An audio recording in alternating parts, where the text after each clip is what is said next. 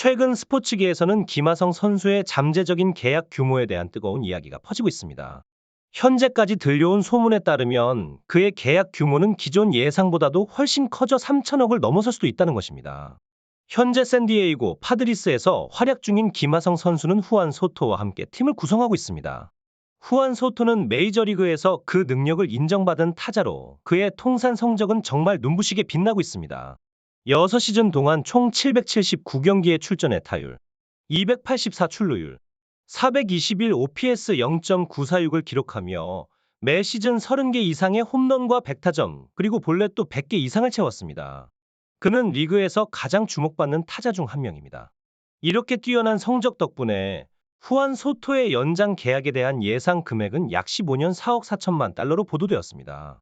이 금액은 이미 메이저리그 역사상 상위권에 속하는 거액입니다. 그러나 재미있는 점은 후안 소토와 그의 대리인 스캇 보라스가 이 제안을 거절할 것으로 보인다는 것입니다. 연평균 30백만 달러, 즉 하나로 약 4천억 원에 달하는 이 금액도 그들에게는 미래의 인플레이션을 고려했을 때 충분하지 않다는 견해를 보이고 있습니다. 최근 소토의 계약 관련하여 현지 언론에 관심이 집중되고 있는데 그 배경에는 2년 전 워싱턴과 샌디에이고 간의 거래에서 발생했던 문제가 큰 영향을 미치고 있습니다. 워싱턴은 이전에 스타 플레이어로 떠오른 브라이스 하퍼를 놓치지 않기 위해 높은 금액의 계약을 체결했었고 이에 따라 후안 소토를 샌디에이고로 보내게 되었습니다.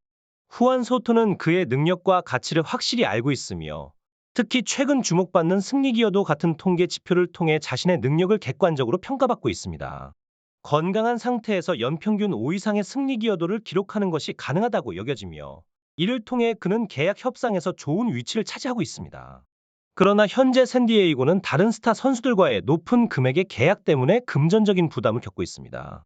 이미 다수의 선수들과의 계약을 해지하는 상황에서 2024년까지만 계약이 남아있는 후안 소토와의 재계약 여부는 큰 논의의 대상이 되고 있습니다. 샌디에이고의 팀 관리층은 이에 대한 최선의 결정을 내려야 할 시점이 다가오고 있음을 알고 있습니다. 샌디에이고는 후안 소토에게 4억 4천만 달러의 계약안을 제시했으나 소토와 그의 대리인 보라스는 더 높은 5억 달러 이상을 요구하고 있어 샌디에이고로서는 큰 부담이 되고 있습니다. 이런 상황에서 김하성 선수를 중심으로 한 계약 전략이 주목받고 있습니다. 앞서 언급했던 바와 같이 김하성은 연평균 승리 기여도 5 이상을 보여줄 수 있는 선수로 그의 가치는 높아져 있습니다. 최소 연봉 3천만 달러, 대략 400억 원 정도를 투자하여 그와 계약을 맺는 것이 현실적으로 보인다는 평가가 나옵니다.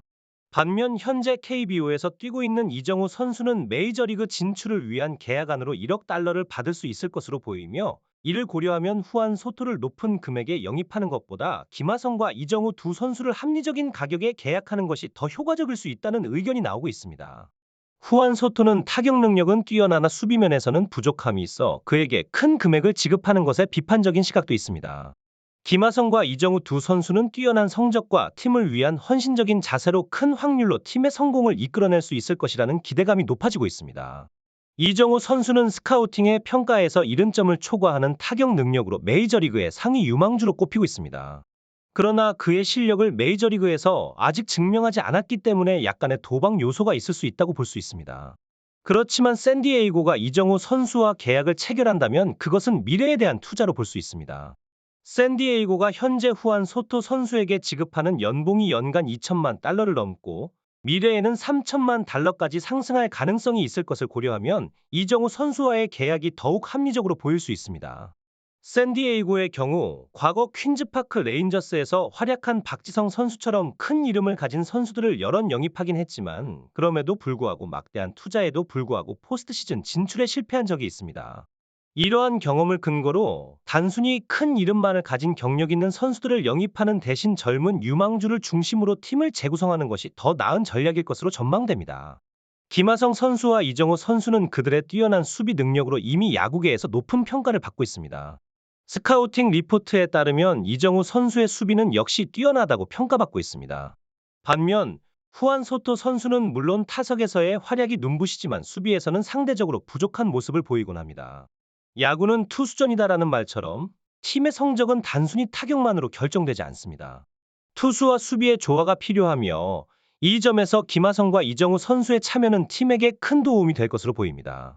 팀의 전략이 단기적인 성과를 위한 것이 아니라 장기적인 발전과 안정을 위한 것이라면 두 선수의 영입은 매우 합리적인 선택일 것입니다. 물론 후안 소토 선수의 타격 능력은 야구계에서도 특별히 인정받고 있습니다. 그러나 야구는 개인의 활약만큼이나 팀의 조화가 중요합니다.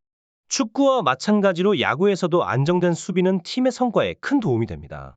샌디에이고는 김하성 선수와의 재계약을 약 2억 달러 이상의 가격으로 추진할 것으로 보이며 이정우 선수와의 계약 역시 약 1억 달러의 예상 범위에서 이루어질 것으로 예상됩니다. 이러한 투자를 통해 팀의 미래 전망이 밝아 보입니다. 특히 이정우 선수의 발전 가능성은 메이저리그 스카우터들에게도 높게 평가되고 있습니다. 스카우터들은 선수들의 피지컬 발전 가능성을 중요하게 생각하며 그 기준으로 볼 때 이정우 선수는 동료 아시아 선수들과 비교했을 때도 탁월한 평가를 받고 있습니다. 그의 뛰어난 피지컬과 공수 능력은 앞으로의 성장에 큰 기대감을 갖게 합니다. 김하성이 메이저리그 최정상급 수비력을 인정받았다. 골드글러브 이루수와 유틸리티 플레이어 부문 후보에 각각 이름을 올렸다. 김하성은 19일 한국 시간 발표된 2023 골드글러브 내셔널리그 이루수와 유틸리티 후보로 선정됐다. 이루수 부문에선 니코 호너 시카고 컵스, 브라이슨 스터트 필라델피아 필리스와 경쟁하고 유틸리티 부문에선 무키 베츠 LA 다저스, 토미 현수 에드먼 세인트루이스 카디널스과 수상을 다툰다.